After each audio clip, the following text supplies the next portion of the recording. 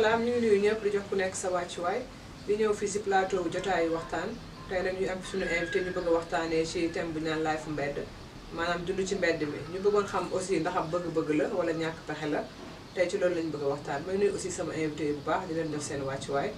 maa ngi jox sama frère Mballo aussi mu nuyoo présenté wu moom tamit. waaw Sister Mamy comme ni nga ko waxee ñu ngi leen di nuyu di leen wax dal leen ak jàmm ci seen émission bi nga xamante ne faits et divers ak société moo ko tax a jug tey ñu bëgg waxtaanee li nga xamante ni mooy life mbedd bi ndax choix la wala ñàkk pexe la ànd ci ak des invités de marque des invités de renommée. ci kanam tuuti dinañu ci gën a waxtaan incha allah du ñu def lu dul jox kenn ci suñu ay invité mu ngi tudd Chérif mu daal di nuyonte ak mbokku internautes yi ñu daal di jàll incha allah ci débat bi.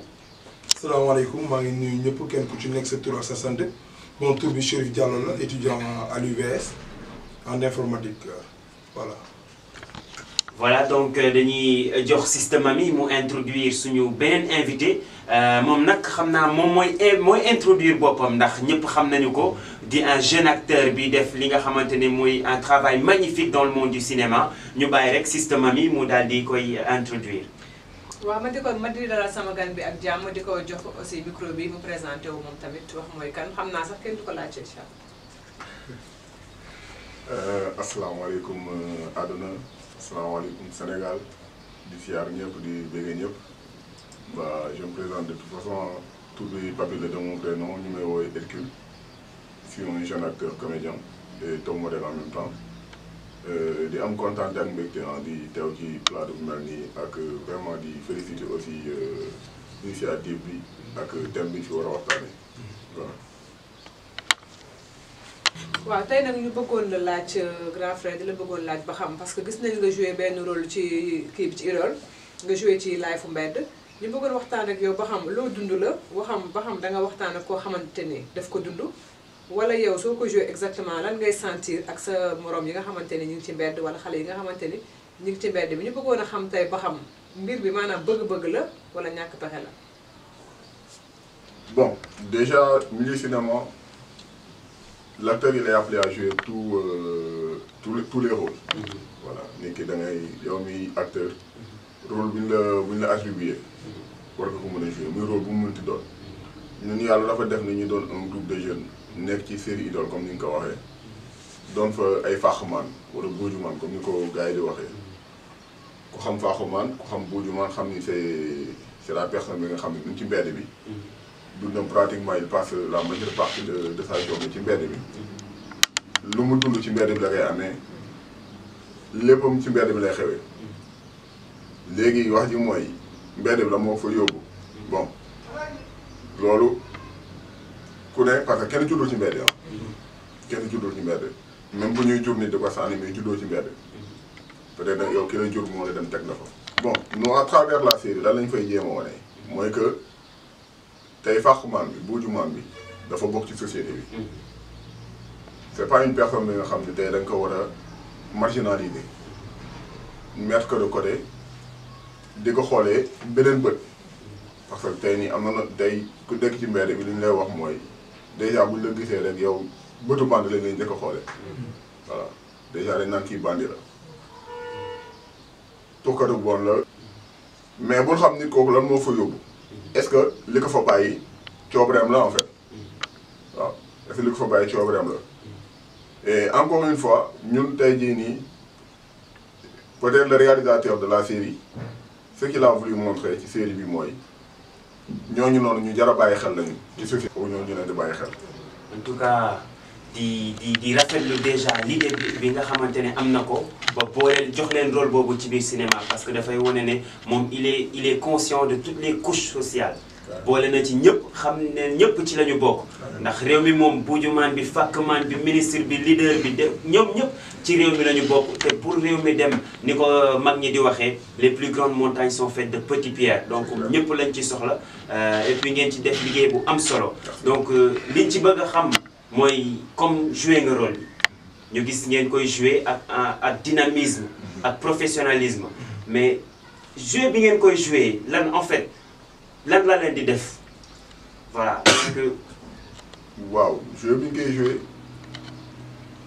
en fait lu ñuy def lenn la mooy tey jii nii da lay tey boo doonoon koo xam ne amaana peut-être yow ñooñu noonu tu les en fait daaw leen bàyyi xel. tu faisais pas attention à eux. day tax léegi maanaam foo leen romb yow de say mbokk ngay gis en fait. parce que yow tant soit peu boo nekkee derrière la caméra. t'es un faaxuman. Quand moi je suis comme ça. Quand on est derrière la caméra, on est des faaxuman, on est des boudimans. Moi je suis plus papi, l'autre et l'autre. Ben instant kenn doonatul ki nga doon. boo jógee sa kër sangu ba set ñëw ba foofu boo xasee ba nekk ci ginnaaw caméra c'est autre chose. t'es dans ton personnage. da ngay tilim da ngay salte. parce que ku nekk ci mbedd tamit. qu'on le dise ou pas. munoo nekk ci mbedd di xëy. si ay mbalit ngay wuti li ngay kii ay xam ay affaire ngay for et tout ça da ngay xëy di dox tu marches des kilomètres. pour wut affaire yoo xam ne da nga ko war a jaay parce que soo ko deful peut-être doo lekk. loolu en la fait. donc non on s'imprègne dans ça le maximum possible en fait. Vous n'essayez pas de jouer mais vous essayez de devenir l'acteur parce que comme li ñu tàmm di wax acteur da ngay sol mbubu yu bari mais dafa am cinéaste buy mag bu naan doo sol mbubu da ngay fexe nekk liñ lay joué loo. donc et loolu gis nañ ko ci yéen xanaa di bàyyi système mi mu xuusandi ak ki nga xamante ne mooy suñu deuxième invité. waaw d'accord dégg nañu li ñu wax dégg nañu li nga wax bu baax a baax xam nañ ne ko aussi li nga ciy sentir sa wax wane na ko kon ñu jox Cherif Diallo mu wax ci exactement moom tamit maanaam life mbedd mi lu tax lan moo tax. waaw di ñëwaat ci thème bi parce que déjà thème bi bu ñu ko xoolee thème bu actualité la déjà. parce que sama grand bu expliquer un peu ni rôle bi da koy jouer expliquer un peu le fait que ñi dund ci mbedd mi considéré ñu de. bon étant donné que instant bi nii ñiy dund ci mbedd on peut dire que d'une manière par exemple am na ñoo xam ni seen propre gré la am na ñoo xam ne c'est pas leur propre gré am na ñoo xam ne par situation lañ fa nekkee. ñi fa nekkee par situation cela veut dire que la plupart ils sont pas reconnus par leur famille la société. léegi ci aspect boobu moo tax dañ leen di xoolee d'un œil boo xam ne c'est un peu négatif. d'autres aspects bi nga xam ne da leen a neex mooy on peut dire comme Sénégal ni ñu koy waxee faaxumaan. ku fàq mooy ku déserté. ki nga xam ne nii dafa dem par son propre gré daw. bon ci loolu kon donc mu doon benn thème boo xam ne nii c'est un peu comment expliquer encore ça dafa nekk dans une situation. Dans une situation pas comme les autres quoi. Pas situation bu naturelle en fait. Voilà, effectivement. J'ai perdu le mot mais quand même le frère me l'a dit. Ok, merci beaucoup. Voilà, donc comme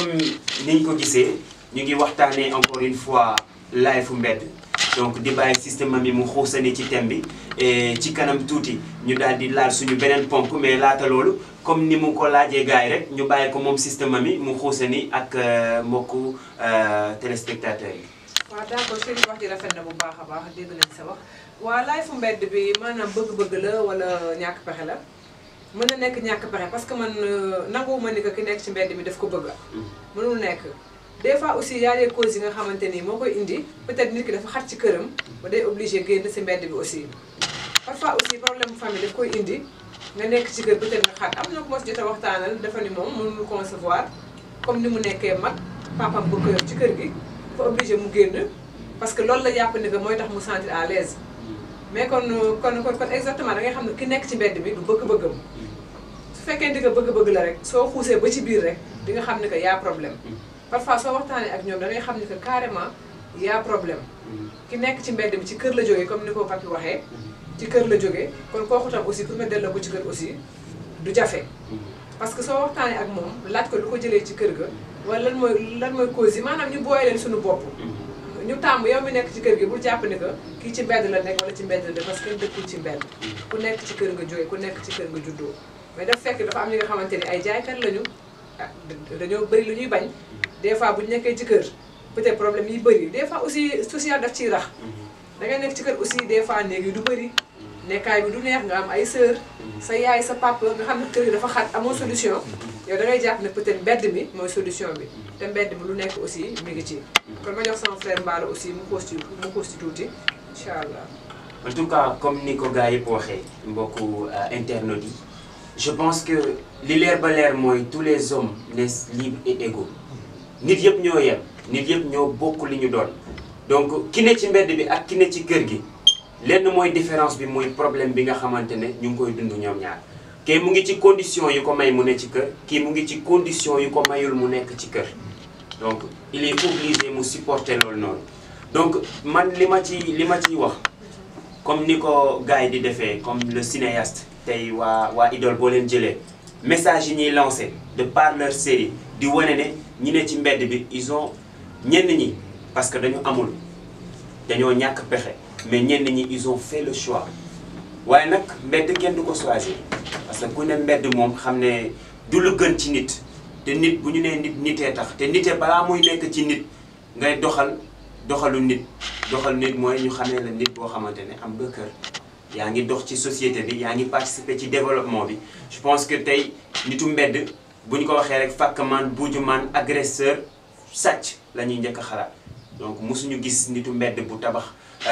dëkk wala bu bokk ci développement mais bu ñu fàtte ne ñooñu aussi bëgg-bëgg la amour ak affection la ñuy laajte rek bu ñu leen ci boolee ñoom ñu def li leen war ci li nga xamante ne mooy société bi laata ñuy gën a sori peut-être dañuy delluwaat ci suñu Hercule bi fi nekk tey comme mooy suñu Superman di suñu Batman di suñu Hercule Spider-Man mën naa ko waxee noonu ñoom ñu jël le combat citoyenneté porté ko ci seen ginnaaw yombul nag mais bëgg dem dund li suñu frères yi ci mbedd bi di dund waxtaan ak ñoom mais delloo si société bi pour ñu bàyyi changer bët bi ñu leen di xoolee parce que nekk ci mbedd taxut a doon sàcc. Je pense que le message a été très clair de par la série voilà donc bàyyi système ami mu àgg moom ci deuxième ponk bi. waaw papi ñu ngi wax tam aussi am na lu ma la laaj li nga xam te ne bëgg naa ci xam dara trop bu ma bëgg a xam ba xam dafa da nga waxtaan ak ñi nga xam ne dañu dund ci mbedd bi wala soit da nga gis koo xamante ni daf ko dund parce que ñun dañu gis ni que daf leen jàpp de trop bu ngeen koy joué dañuy xam ne que da ngeen koy sentir maanaam lu ngeen di joxe la au fond loo xamante ni maanaam lu leen naqaree lu leen métti la loo xam ne da ngeen bëgg mu jóge fi wala da ngeen bëgg ñu faj ko loolu la bëgg xam exactement nan ngeen ko dundee nu ngeen ko sentiree da ngeen ko mës a dund wala da ngeen waxtaan ak koo xamante ni daf ko dund.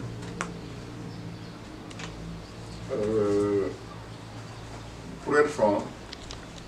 man musuma dem ci benn faaxumaan wala dem ci benn nit ku nekk ci nit koo xam ne ci mbedd bi la dëkk. di ko laaj dëkk na ci mbedd bi nan la demee franchement parlant du ma fenn nan la demee ba ñun tey jii bi ñu koy dund tu vois en nous des faaxumaan tu vois en nous des gars de la rue. Carrément à 100%. Loolu en fait mooy li ma doon wax sànq noonu en fait ay artistes lañu. on fait du cinéma. cinéma bi ngay def tey jii ki lay seetaan ki nga xam ne day toog ci kanam télé di seetaan ki nga xam ne day seetaan série faut pas qu'il voit tey jii nii le gars bi nga xam ni faut pas mu gis benn gars bu clip. maam mi ngi mel ni tey jii nii moom mel nii di romb nit pas bëggum mu dem tey en fait kooku bi seetaan télé. bu ma nekkee tey dans mon personnage moom day fàtte ni sax man tey maa ko romboon noonu fait. tu vois en moi le faaxumaan pur et dur. parce que tu es à fond. amul leen loo ciy bàyyi. da ngay jouer rôle faaxumaan bi à fond.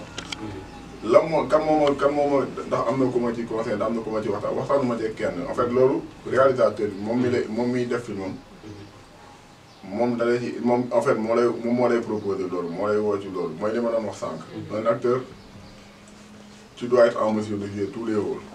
waaw tous les rôles tey jii nii ni ñu doonee noonu ay faaxamaan noonu la ñu mën a ñu proposer ñeneen rôle. bu ñu cinéma ñoree tax ñu jóg dañ koy jouer mais encore une fois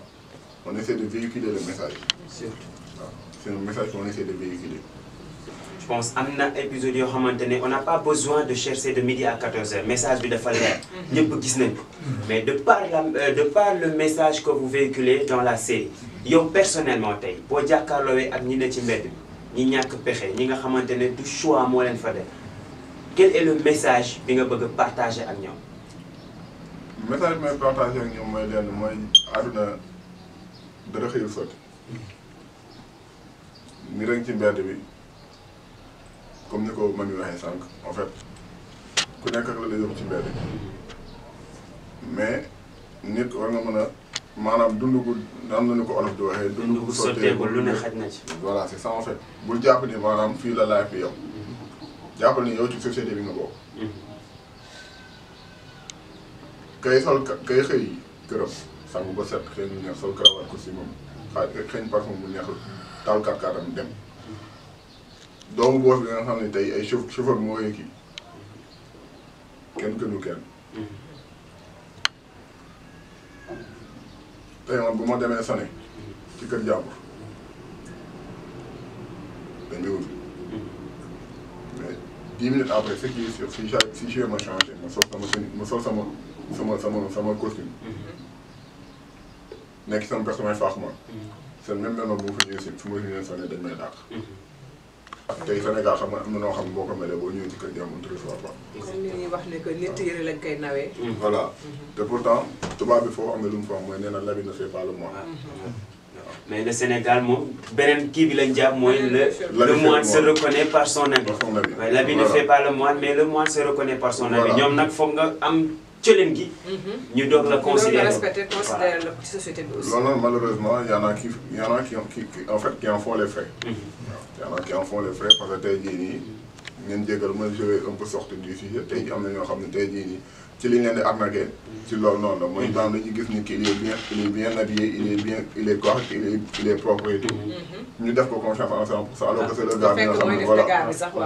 voilà mais bon pour revenir encore au sujet encore une fois nit ku nekk ci mbedd mi ak ki nekk ci kër gi li leen wax nga ko sànq ci biir wax muy dëkkuwaay moo leen wutale. dëkkuwaay moo leen wutale peut-être mu ngi ci mbedd bi peut-être mu ngi am beneen melokaan mais ñooñu noonu tey jii nii waruñu leen affaire waruñu leen beddi waruñu leen beddi parce que nit bu nekkee ci mbedd bi rek nga ne non kii ci mbedd bi la nekk c'est en fait ngeen vous m'excusez de l'expression c'est un vaurien du ma sa sotti du ma sa sotti maanaam nit foog nga fekk ci li mu nekk nga jàppale ko nit foog mu fekk tey jii nii boo demee tey jii à l'extérieur dañuy fekk tey benn instant nii dañuy fekk ni ci mbedd dañ koy recueillir wut ko fu ñu ko dugal on essaie de l'insérer. donc li ñuy def mooy comme voilà donc retourner ci système bi ndax bu ñu déggee Hercule message bu profond bi nga xamante ne partagé na ko ak téléspectateurs yi je pense que tey l'émission a fait son effet donc vraiment profond na dañuy dellu ci suñu système mi mu xool résumer un peu ak joxal ñu ko suñu deuxième invité muy Chérif. waaw comme ni nga ko waxee Mballo déglu naa Pape bu baax waaw wax na dëgg aussi parce que des fois ñu jugé nit ki ci yére yi mu sol fekk ni que aussi jikko yi bokkul.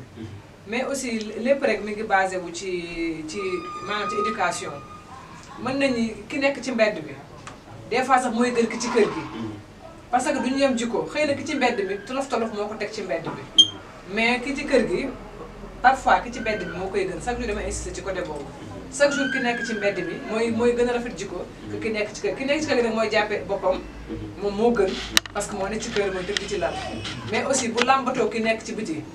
def ko ne boppam rek dina xam lan moo ko def ci biti te xam ne que peut-être du bànneex du aussi du lu bëgg parce que loolu gëm naa ni que mënul nekk waaw ma jox Chérif nag mu waxtaan ci tëjaale ñu xool exactement xam nañ ne que mën nañ am solution aussi parce que mën na fi jóg. voilà comme ni ko sama frère bi waxee moom déjà expliqué na ci dans le cadre théâtre bon ñoom théâtre ni ñu koy dundee et autres voilà dans le cadre par exemple intellectuel comme étant un étudiant c'est-à-dire pour vie boobu noonu ñu passé ko faut que par exemple ñu ramener leen indiwaat leen ci ñun parce que déjà nit ki mënut a am problème ñëpp bëgg ko woon ginnaaw parce que Sénégal en ce moment on voit que tey ñu ngi am problème ñëpp naan ah moom mënu cee jóg du jóg ci problème et autres cela veut dire que tey jii nii am na benn sens commun boo xam ne ñu ngi koy dundee parfois ça demande de réfléchir ci par exemple ci nit ki ak situation bu muy dund parce que l'homme a dépassé l'état de nature pour venir à l'état civil c'est-à-dire que vivre en société tey si toutefois nit déserté dem parfois ça demande pas nga utiliser violence ou dara parce que la plupart boo gisee jeunes yu bari bu ñu déserté du ñu ñëwaat c'est parce que dañ leen a terroriser seen kër et autres kon cela montre que tey jii nii affection boobu noonu ñenn ñi am war na mën a yegg ci ñeneen ñi parce que ñëpp ay nit lañ te ñooy bokk di nekk il a si bien dit nii nit ku nekk ni ko gis juddoowul ci mbedd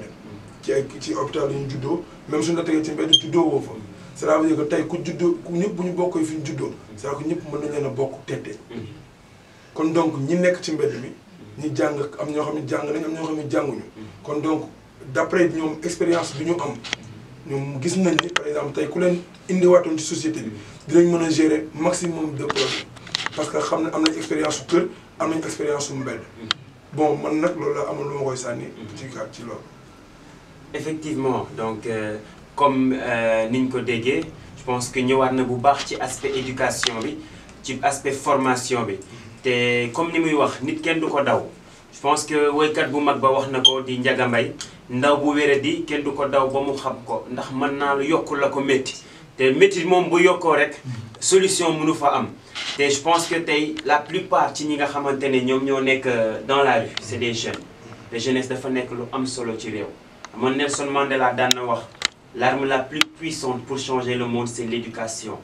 man moo ko ciy tegal naan ko oui l'éducation et la formation de la nouvelle génération pour la construction de notre nation bu ñu bëggee réew mi jëm kanam bu ñu bëggee Sénégal développé bu dee bëgg nañu li nga xamante ne moo di émergence bi ñuy woote li ñu war mooy kenn ku ci ne ka nga tane nga xool na nga ko tanee ak na nga ko mën a dimbale ki ne ci mbedd bi nga xool noo ko mën a comprendre bañ ko xoolee sàcc bañ ko xoolee buujumaan bañ ko xoolee fokkmaan mais di ko xoolee frère ak sœur boo xamante ne am nga devoir ci moom muy lan affection bi mu soxla nga mën ko partager ak moom ci compréhension pour mën ko indiwaat ci biir kër gi. je pense que loolu buñ ko defee dinañ mën a résoudre problème yu bari ndax ñu ci réeroo amul ñàkk waxtaan moo am. donc du ñu def lu dul daal ci tënk daal di delloo système ami kàddu gi puis je pense que waxtu bi mu ngi ñuy bëgg a dab ku ci ne nga am loo ci sonni et puis ñu mën a tëj en toute beauté. waaw dégg naa sa wax mbaalu wax ji rafet na trop léegi ma jox rek sama invité bi mu tàggoo su ma paree ma tëj incha allah. waaw encore une fois di remercier yéen ñi fi nekk ci invitation bi yow Mamy ak Mballo di cher mon frère Chérif di wax gars yi encore une fois que nit kenn du ko xeeb waaw nit kenn du ko xeeb man loolu lay c'est mon mot de la fin nit kenn du ko xeeb bul jàpp ni peut-être t'es dans une situation aisée ba tax que nekk ci mbedd bi en fait tu le rabaisse loolu day di frustration donc sa morom nit defe naa boo deful loo xam ne da ko war a mettre à l'aise waroo def loo xam ne da koy mettre mal à l'aise di siyaar ñëpp di bëgg ñëpp te di wax gars yi ñëpp ñu leen di bëggee waaw bu beneen daa ngi jëf. waaw comme ni ko invité yi waxee rek dégg nañ ku nekk sa wax ñun aussi ñuy remercier bu baax suñu invité bu baax a baax Chérif Diallo di remercier aussi tamit Papi ci déplacement bi aussi yombul parce que léegi soo feeñee télé 2 fois 3 fois doo neex a yëkkati mais gis nañ ni que daal ku oyof la pour neex a yëkkati la aussi parce que boo téléphone nit ki mu jóg aussi kon ñun xam nañ ni tey te sentir nañ ni que moom li muy joué ñu waxtaanee ko tey moom mi ngi koy dund te bëgg na aussi mu jóg ci mbedd bi kon ñuy remercier ñëpp aussi di kontaan ci ñëpp kontaan ci sama frère Mballo aussi di leen wax ni que nag solution mën na am te mën nañ ko wut ku ci mel ni un pont pour le Sénégal loolu moo tax a jóg day xeex bépp xale ak bépp mag bu nekk ci mbedd mi pour ñu dellu ci kër yi ñu nekk ci kër yi aussi dañ bàyyi xel ne ki nekk ci mbedd mi sagoom tegu ko fa te aussi ñun ci mbedd mi la ñuy mujj ndax li may wax rek kër saxul bu ñu deewee dañuy génne tegaayu ci biti kon nañu bàyyi loolu xel ba ñoom bu ñu leen gisee suñu xel dem ci loolu ñu mën a dox ay jéego waxtaan ak ñoom delloo si leen ci kër gi parce que gëm naa ni que mbedd du kër Mballo ma jox la kàddu gi. donc comme ni ñu ko gisee on est au terme de l'émission di remercier ñëpp ñi nga xamante ne ñu ngi ñu doon suivre et puis di remercier bu baax a baax suñu ay invités ku ci mel ni Hercule man nag Hercule bee ma ci neex parce que Hercule c'est un héros bu nekk di def liggéey bu am solo ci niñ ko xamee woon donc moom aussi mën nañ ko comprendre noonu tey mu ngi dox ci sensibilisation mu ngi dox ci leneen ak leneen et puis di remercier bu baax suñu beneen invité bi di Chérif un jeune intellectuel aussi ñëw na participer bu baax ci émission bi alors di wax merci sister Mamy di wax merci un pont pour le Sénégal mi nga xamante ne dañu jóg demoon wuti ñëwaat ci réew mi pour participer au développement du Sénégal donc un pont pour le Sénégal nekk organisation boo xam ne mu ngi def liggéey bu am solo ci social mais mu ngi def liggéey bu am solo ci éducation accompagner la nouvelle génération dans la préparation de leur avenir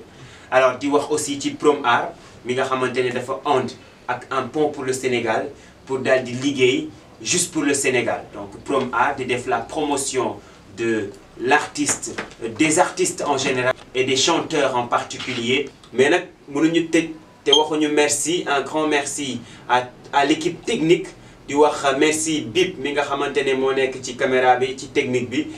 di remercier aussi bu baax a baax ñi nga xamante ne ñoo ñu sopp di ñu topp ci un pont pour le Sénégal ci page bi di ko def aussi pour Prom Art di wax merci le président Prom Art de Prom Art monsieur Omar Koli merci le fondateur de un pont pour le Sénégal muy monsieur Boba mi nekk ca Italie donc di wax ne rek mu ngi noonu émission baa ngi noonu di leen jox dig daje incha allah ci beneen yoon ak beneen thème société bokk ko ak yéen defandoo ko ak yéen ñun ak yéen Sénégal moo ñu soxal moo ñu yitteel ku ci ne def ci li ko war et puis ñu tendre vers l'émergence vers le développement.